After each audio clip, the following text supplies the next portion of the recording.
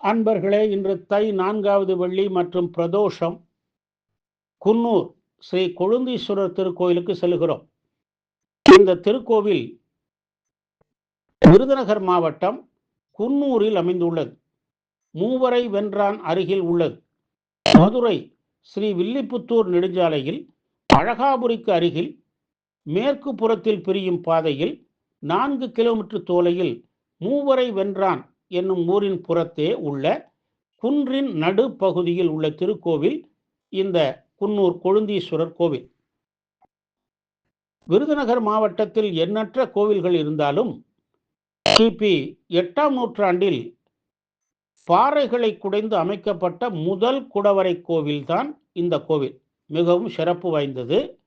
மரகதவல்லி சமேத மலைக்கொழுந்தீஸ்வரர் கோவிலை இன்று நாம் பார்க்கிறோம்.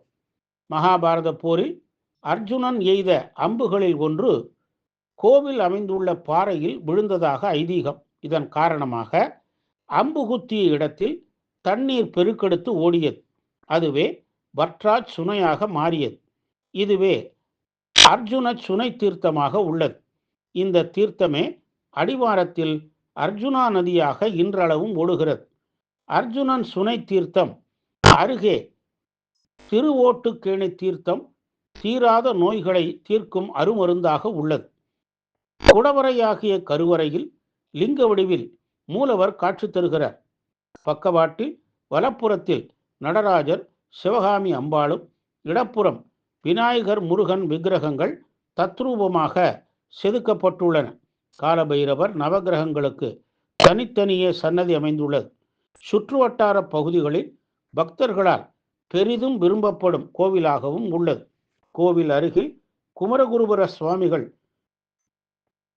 ஜீவ சமாதியில் சிவன் சன்னதி அமைக்கப்பட்டுள்ளது. காலபைரவர் கோவில் அருகே குடவரை கோவில் உருவானது குறித்து தமிழில் உள்ள கல்வெட்டுகள் சிதலமடைந்துள்ளன.